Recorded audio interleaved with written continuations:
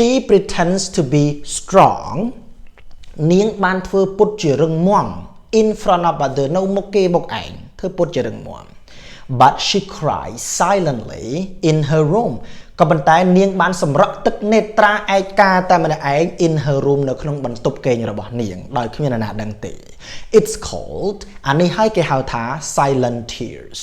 ទឹកភ្នែក you can't wake a person អ្នកមិនអាចដាស់មនុស្សដែល is pretending ដែលកំពុងតែធ្វើពុត to be asleep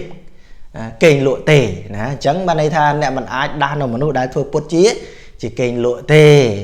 បើលក់មែនតើវាស្រួលដាស់តែមនុស្សធ្វើពុតជាគេងលក់ពិបាកដាស់មែនតើចឹងគោរពជម្រាបសួរបងប្អូនអ្នកសិក្សាភាសាអង់គ្លេសយើងទាំងអស់គ្នាបាទថ្ងៃនេះខ្ញុំបាទសូមបន្តមេរៀនកិរិយាសព្ទបូកជាមួយ to ដែលខ្ញុំដាក់ចំណងយកធ្វើពុតជាគេងលក់ណាដែលឃើញ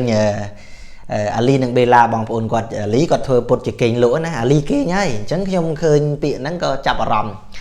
ពាក្យថា pretend to do something ធ្វើពុតជាធ្វើអីមួយដែលយើងដាក់ជាមួយ to ណាបងប្អូនបាទអញ្ចឹងមុននឹងចូលដល់មេរៀនខ្ញុំបាទសូមអរគុណបងប្អូនដែលបានជួយជាវជាសភៅណាហើយបងប្អូនដែលអត់ទាន់មានអាចមិនបាច់ comment ទេណាបងប្អូនណាឆាតទៅ page Facebook Dek Rean ទៅបានឆាប់បានឃើញណាបងប្អូនបាទអញ្ចឹងតោះឥឡូវយើងមកពាក្យដំបូងដែលយើងគេហៅប្រើពាក្យថាមើលទៅហាក់ដូចជាដែលយើងប្រើពាក្យថា seem to something បានន័យថា seem បូកជាមួយ to បានន័យថាឧទាហរណ៍ថា she seems to have a lot of money អញ្ចឹងពាក្យថា seems កន្លែងនេះយើងអាចថាមើលទៅហាក់ដូចជាឬក៏មើលទៅទំនងជាមានលុយច្រើនយើងប្រើពាក្យអញ្ចឹង she seems to have a lot of money អញ្ចឹងបន្ទាប់ពី seems បូកជាមួយ to ចាក់កន្លែងនេះមិនបានថា s មកពីប្រធាន she អញ្ចឹងយើងថាមើលទៅនាងទំនងជាហាក់ដូចជាមានលុយច្រើនណាស់ she seems to have a lot of money អូខេបាទតោះមួយទៀត it seems to me that fresh មក clear នេះបងប្អូន it seems to me that នេះគឺវាស្មើពាក្យថា I think that បាទខ្ញុំគិតថាណា it seems to me that បើសិនជាយើងប្រែតាមហ្នឹងខ្ញុំប្រែថាវាមើលទៅទំនងណាស់សម្រាប់ខ្ញុំណាខ្ញុំគិតទៅវាទំនងណាស់ថាយើងប្រែណា it seems to me that ខ្ញុំគិតទៅថាវាទំនងណាស់ថា she is rich អញ្ចឹងវាស្មើពាក្យថាសម្រាប់ខ្ញុំណាមើលទៅនាងគឺថាជាអ្នកមានហើយព្រោះអីលាកពាក់កៅអៅល្អទោះបីធៀបពិតនាងមិនក៏ដោយក៏ប៉ុន្តែ it seems to me that she is rich វាស្មើពាក្យថា I think that she is rich អូខេបាទនឹង clear ហ្នឹងអញ្ចឹង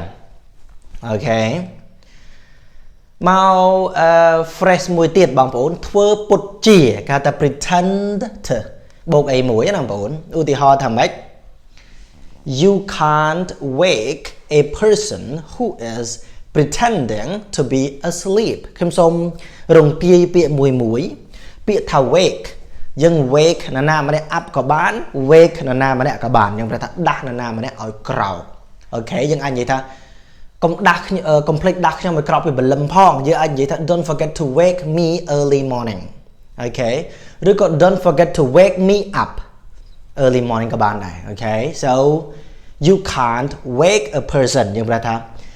អ្នកមិនអាចដាស់មនុស្សអញ្ចឹង who កន្លែងនេះបងប្អូនណាយើងប្រែថាដែល a person who យើងប្រែថាមនុស្សដែលអញ្ចឹងបងប្អូនអញ្ចឹងអ្នកមិនអាចដាស់មនុស្សដែលis pretending to be asleep ដែលកំពុងតែធ្វើពុតជាណា be asleep ពាក្យថា asleep យើងប្រែថាគេងលក់រួចចុះហេតុអីបានអាកន្លែងនេះដាក់ be មិនក៏មិនដាក់ pretend to asleep មកពីពាក្យថា asleep កន្លែងនេះថ្នាក់ពាក្យវាជាគុណនាមកាលណាបើយកវាមកប្រើចាំបាច់ណាស់ត្រូវយក verb to be មកជួយរួចចុះ verb to be កន្លែងនេះហេតុអីមិនដាក់ be មិនចុះមិនដាក់ is ចឹងមក a person who is pretending is asleep ចឹងមកថាបន្ទាប់ពី to នេះកិរិយាសព្ទ verb to be វាគឺអត់មានដូររូបទេគឺ be ទៅដោយ be ដដែលអញ្ចឹងណាអញ្ចឹងខ្ញុំសូមប្រែមួយ you can't wake a person អ្នកមិនអាចដាស់មនុស្សដែល is pretending ដែលកំពុងតែធ្វើពុត to be asleep គេងលក់ទេណាអញ្ចឹងបានន័យថាអ្នកមិនអាចដាស់នៅមនុស្សដែលធ្វើពុតជាគេងលក់ទេបើលក់មែនតើវាស្រួលដាស់តែមនុស្សធ្វើពុតជាគេងលក់ពិបាកដាស់មែនតើអ chẳng các bạn vốn Ali kê nhơi alright và cute she's so cute you know mà một chút phơ bột chia đái nè ưu tì hò thì mấy have you ever pretended chẳng biết ta pretended chỉ cái sắp tỷ 7 trong pra nó không cao present perfect đòi xu ông pi với để thọp thừa dương pra cao chỉ present perfect mũi nè tăng bị đàm mà hồi đó lỡ miền thọp ấy nè have you ever pretended to be asleep ta nè miền thọp pretended nè thừa bột chỉ asleep thừa bột chỉ kênh lỗi bị tôi máu của bạn bột trong thọp đào máu cọc đâm về hôm nay đâm bò cả đấy thôi bột chuyện đây lúc đâm mấy công cọc này rồi về lúc thôi mấy lúc tôi đâm tại hành là mình phải ô là bạch tường về cả là con nền so have you ever pretended to be asleep ta nẹt thọp thừa bột chỉ kênh lộ đài tế lấy dân mau mơ mùi tiệt thừa bột chia mùi tiết ưu tì họ thà I pretended to be drunk bạn hai đấy mà lại đặt bị mau bị buồn ní sao để chia con là niềm chẳng hạn bạn những đặt bị nụ bởi vì mình chỉ con là niềm tới dương bạn đặt bị tệ vì bởi vì chỉ cái gì sắp á trong tí tiết trong bạc I pretended to be drunk và ta khi nhóm thưa bút chưa sổ vâng cái hao ấy phật rốt mạch đa nhóm sốc chất ở cái hao ta phật rốt nhóm ta sổ vâng mà là móm nhóm tâu ấy so I pretended to be drunk khi nhóm thưa bút chưa sổ vâng tạm bất nhóm mình đang phật đó nhóm phật từ cổ cài ta bạn với cho mình sổ vâng thông khăn sổ vâng chỉ có ba lúc xong từ tiếng muốn đó so I pretend to be drunk nhóm thưa bút chưa sổ vâng so I could go back home first bên nắng I could go back home first để cho nên ai tập lọc tập tiếng muốn ô chỉ có bao giờ mua lại tròn bán này và chẳng tao có tao ra nè chẳng trong bán phơi bột chia sầm bằng right mà mùi tí cái thằng mấy phơi bột chia mình chẳng là mấy dương bom ôn ta mày toàn á mấy pretend to do something và đây ta phơi bột chia ấy mùi phơi bột chia đê phơi bột chia sầm bằng ấy màแต่อันนี้ pretend not to ចឹងកាលណាបើយើងដាក់ not pretend not to do something អត្ថន័យរបស់វាគឺធ្វើពុតជាមិននេះមិននោះទៅធ្វើពុតជាមិនស្គាល់ធ្វើជាមិនឃើញអីចឹងណាបាទគេថា pretend not to do something ឧទាហរណ៍គេថាម៉េចបងប្អូនបាទនេះ she pretends not to know me នៅពីតូចដើរលេងមួយគ្នាអីមួយគ្នាដល់ពេលវាមានបានវាធ្វើមិនស្គាល់ឯងដើរជួបវាធ្វើមិនស្គាល់ណាShe pretends not to know me នាងធ្វើពុតជាមិនស្គាល់ខ្ញុំអូចាក់អាកន្លែងនេះមិនក៏មិនដាក់ to be ទៀតលោកគ្រូមកពី no នេះថ្នាក់ពាក្យវាជាកិរិយាសព្ទដូច្នេះយើងមិនដាក់ be ទេវាជាកិរិយាសព្ទយើងអាចនិយាយថា she pretend not to be no ឯអត់ទេបើតទៅពី to បើសិនជា adjective បានយើងដាក់ verb to be តែនេះកិរិយាសព្ទសិនណាចឹងនាងបានធ្វើពុតជាមិនស្គាល់ខ្ញុំយ៉ាហីឯងអើយកាលនៅរៀនមួយគ្នាកំសត់កំរល្អល្អណាដល់ពេលបានល្បីល្បាញមានបានតិចធ្វើជាមិនស្គាល់ណែបាទមកមួយទៀត she is pretending not to be hurt ណាបងប្អូនបាទ she is pretending not to be hurt ចឹងប្រែថាម៉េចនាងកំពុងតែអានេះយើងប្រើការជា present continuous tense ណាបងប្អូនShe is pretending យ៉ាងប្រែថានាងកំពុងតែធ្វើពុត not to be hurt ធ្វើពុតមិនឈឺចាប់ភាសាខ្មែរយើងនិយាយសាមញ្ញនិយាយថានាងកំពុងតែធ្វើពុតជាមិនឈឺចាប់តាមពិតនាងនៅមុខគេមុខឯងញញឹមញញែមធ្វើការរឹងមាំណាអញ្ចឹងខ្ញុំដឹងថានាងឈឺចាប់ប៉ុន្តែនាងមិនឲ្យគេដឹង She is pretending not to be hurt នាងធ្វើពុតជាមិនឈឺចាប់ធ្វើពុតជារឹងមាំណាបាទអូខេឥឡូវយើងមកមើលសរុប clear នេះមួយដែលយើងប្រើពាក្យ pretend to ណាតោះឥឡូវយើងមើលកន្លែងនេះនិយាយអំពីជីវិតពិតរបស់នាងឧទាហរណ៍ណាបងប្អូនខ្លះក៏អញ្ចឹងដែរ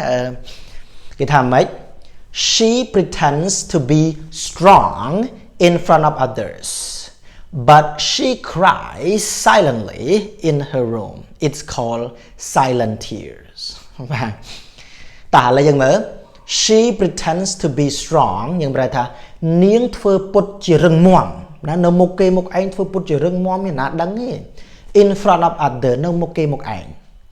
but she cried silently in her room ក៏ប៉ុន្តែនាងបានសម្រក់ទឹកភ្នែកយ៉ាងស្ងៀមស្ងាត់នៅក្នុងបន្ទប់តែឯងណាក្នុងបន្ទប់របស់នាង It's called នេះគេហៅថា silent tears គេហៅថាទឹកភ្នែកអាតកំបាំងទឹកភ្នែកស្ងប់ស្ងាត់នៅពីមុខគេនិយាយពីរឹងមាំតែដល់ពេលក្នុងបន្ទប់យំមកតែឯងនឹងកើតទុកសាអីណាអញ្ចឹងខ្ញុំសូមប្រែអានេះបន្តិចទៀតណាបងប្អូន She pretends to be strong នាងបានធ្វើពុតជារឹងមាំ in front of other នៅមុខគេមុខឯងធ្វើពុតជារឹងមាំ but she cries silently in her room ក៏ប៉ុន្តែនាងបានសម្រក់ទឹកនេត្រាឯកាតែម្នាក់ឯង in her room នៅក្នុងបន្ទប់គេងរបស់នាងដោយគ្មានអ្នកណាដឹងទេ It's called អានេះហើយគេហៅថា silent tears ទឹកភ្នែកអាតកំបាំងបងប្អូនអញ្ចឹងខ្ញុំសូមសរុបន័យ2បងប្អូនត្រូវចាំទី1 pretend to do something ធ្វើពុតជាធ្វើអីមួយបើសិនជាបន្ទាប់ពី to នោះជាគុណនាមឧទាហរណ៍ pretend to be happy នាងធ្វើពុតជាសប្បាយ happy ជាគុណនាមមួយទៀត pretend not to do something បានន័យថាធ្វើពុតជាមិន